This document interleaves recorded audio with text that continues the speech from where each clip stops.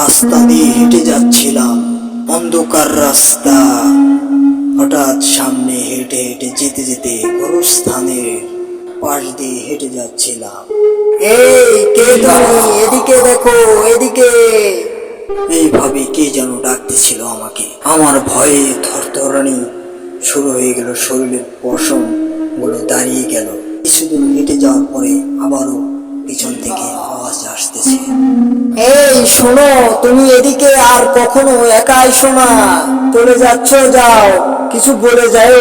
আমি সামনের দিকে হেঁটে যাচ্ছি, পিছনে ঘুরে তাকাচ্ছি না। কেমন যেন আমার ভয়ে ভয়ে কেমন যেন হয়ে গেলাম আমি দুর্বল। রাস্তার দুপাশে গাছগুলো থরথর করে কোনো শরীর নিয়ে দেখা গাছের পাতাগুলো নড়তেছে। এইভাবে হাঁটতে হাঁটতে আরো সামনে কি যেন গাছের ডালা ধরে ঝুঁকাচ্ছে আর বলতেছে, এই তোর কপাল ভালো, তুই বাইসা গেলি। এইভাবে আওয়াজ চলে আসতেছে। ও আমি পিছন ফিরে তাকাই নাই, শুধু হেঁটেই যাচ্ছি সামনের দিকে, কোনো দিকে নড়াচড়া না করে, মাথা কখনো না ঘুরিয়ে সোজা হেঁটে যাচ্ছি সামনের দিকে, যে দিক থেকে আওয়াজটা আসতেছে।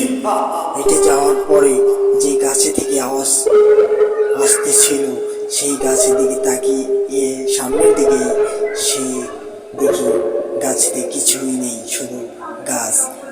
এইভাবে হেঁটে যাওয়ার পরে সামনের দিকে গিয়ে আমি কিছুক্ষণ ভাবলাম যে সামনে আসার সময় যে আমি একটা চিতাঘাট, যেটাকে বলে শ্মশান ঘাট, শ্মশান ঘাটের পাশ দিয়ে যে শ্মশান ঘাটটা আমি ফেলে এসেছি, ওদিক দিয়ে হেঁটে হয়তো সেই জায়গায় থেকেই কোনো সমস্যা হতে পারে। ভয়ে ভয়ে হাঁটতে হাঁটতে কোনো রকম বাসায় গিয়ে বসলাম। বসে বলতেছি, এক গ্লাস পানি এনে দাও। খাওয়ার পরে আমাকে জিজ্ঞেস করতেছে, কি রে, এত হতাশ লাগতেছে কেন তোমার, কেন কিছু হয়েছে নাকি? তখন আমি বললাম যে না, আমার কোনো সমস্যা হয়নি, হেঁটে আসার কারণে শরীর ঘেমে গেছে, এই জন্য আমি এসে পানি তোমার কাছে চাইলাম। কিছুদিন খুবই ভালোভাবে চলাফেরা করতেছি, হঠাৎ করে আবারও একদিন রাতের বেলায় সেই সমস্যাটা দেখা দিচ্ছে। হঠাৎ করে কেউ একজন আমার জানালায় হাত দিয়ে ঠক ঠক ঠক ঠক আওয়াজ তুলতেছে। লাইট নিয়ে বের হয়ে গিয়ে দেখি কোনো কিছুই নেই সেইখানে। আবার এসে বিছানায় ঘুমাই, আবার কিছুক্ষণ পরে ঠক ঠক ঠক ঠক আওয়াজ করতেছে। তখন আবার লাইট নিয়ে গিয়ে দেখি ওখানে কিছুই নেই। পাশের বাড়ির এক চাচা থাকে, তাকে আমি বললাম যে এরকম এরকম ব্যাপার। চাচা বলল, আচ্ছা কোনো সমস্যা নেই, আমার কাছে একটা ভালো কুল গাছ আছে, ওঝা আছে, তাকে আমি ডাকি, সে যেন এসে এই সমস্যাটা সমাধান করে। বলার সাথে সাথে সে আমাকে নিয়ে গেল ওঝার কাছে। ওঝা দেখেই বলে, সমস্যা তো খুবই ভয়ানক। তখন আমি বললাম, বাবা কোনো সমস্যা নাই, টাকা পয়সা যা লাগবে আমাকে সহযোগিতা করেন। তখন সে ধমক দিয়ে বলে, টাকার অহংকার দেখাচ্ছ আমাকে, টাকার অহংকার দেখাচ্ছ, টাকা দিয়ে কি হবে আমার, টাকা লাগবে না কোনো। তখন আমি বললাম, বাবা ভুল হয়ে গেছে, সমস্যাটা সমাধান করুন। তখন ওঝা বলল, আচ্ছা ঠিক আছে, আমি দেখতেছি কি করা যায় তোমার জন্য। তারপরে ওঝা বলল, আজকে চলে যাও। চলে গেলাম আমি। কিছুদিন যাওয়ার পরে আমাকে খবর পাঠানো হইল যে তোমাকে ডেকেছে ওঝা। তখন আমি ছুটে গেলাম ওঝার কাছে আমার সেই চাচাকে নিয়ে।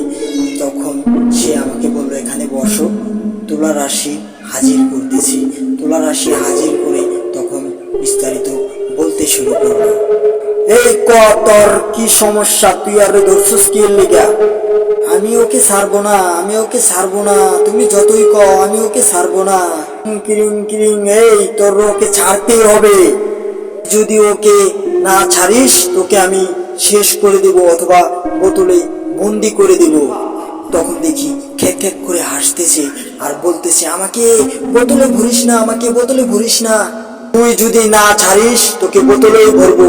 তুই বল ওকে ছাড়বি কিনা। তুই আমাকে ছেড়ে দে, তুই আমাকে ছেড়ে দে। ওকে আমি ছাড়বো না, না না, ওকে আমি ছাড়বো না। ছাড়তেই হবে তোকে। এই নি দেখ। সে ঝোলাই থেকে কিছু একটা নিয়ে তার শরীরে ফিক্কে দিল। জ্বলে যাচ্ছি রে, জ্বলে যাচ্ছি, জ্বলে যাচ্ছি। আমাকে ছেড়ে দে, আমাকে ছেড়ে দে। তোকে ছেড়ে দিব। তুই যদি আমার কথা শুনিস তোকে আমি ছেড়ে দেব। তুই আমার কথা শুনবি কিনা বল। তুই একে ছেড়ে দিবি। তোর কি চাই বল, আমাদেরকে বল। আমাকে ছেড়ে দে, আমাকে ছেড়ে দে। আমি চাই ও যেন আমার সাথে খারাপ ব্যবহার না করে।